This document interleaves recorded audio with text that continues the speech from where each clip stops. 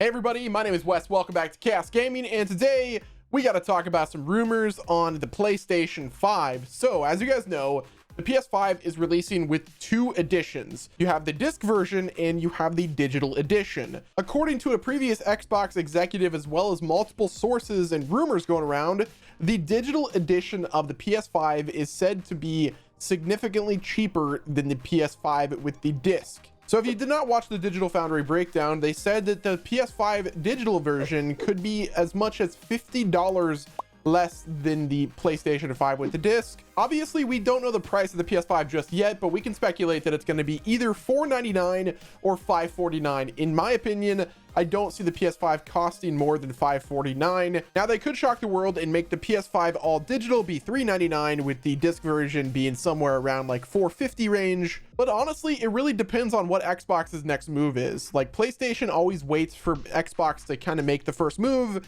or the first mistake in the past. So we can speculate that whatever Xbox does in July, most likely PS5 will counter to, kind of meet that price range, because the last thing that they want to do is, release a $599 console like they did with the PS3 and completely get obliterated this generation. Now, what's really interesting is Xbox might be doing the same thing with their digital version, or the Xbox Series X, that is going to be 4 teraflops, but significantly smaller in size, as well as, significantly smaller in price point, which the rumored price for the Series S is actually going to be cheaper than the Nintendo Switch, so around $250. And the Series S, or Project Lockhart, would be to cater towards new console buyers, not really like the enthusiast gamers that are going to be buying a Series X regardless. The main thing that PlayStation has to focus on is try to get that price on the digital edition down enough to make it valuable for people to buy it over the, Project Lockhart or the Xbox Series X that does have a disc tray. They could likely get away with, releasing the console at whatever price point they want, but at the end of the day, the reason that the PS4 did so well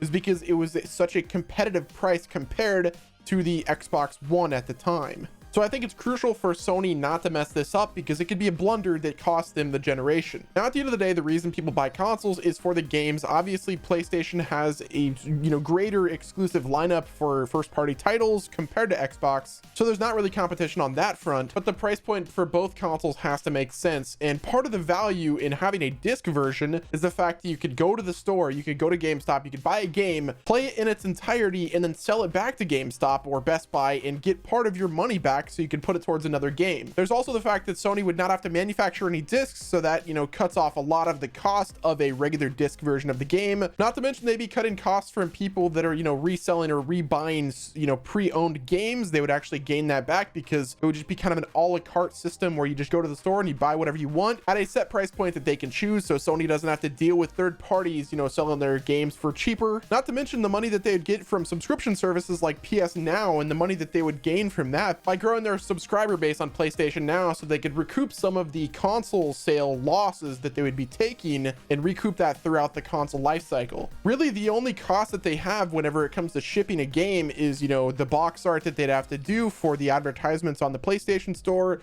as well as, hosting the game download for people to download. At the end of the day, a digital version of a game is actually a lot more lucrative for PlayStation to want to venture off into, because they're actually earning a higher profit margin from the game.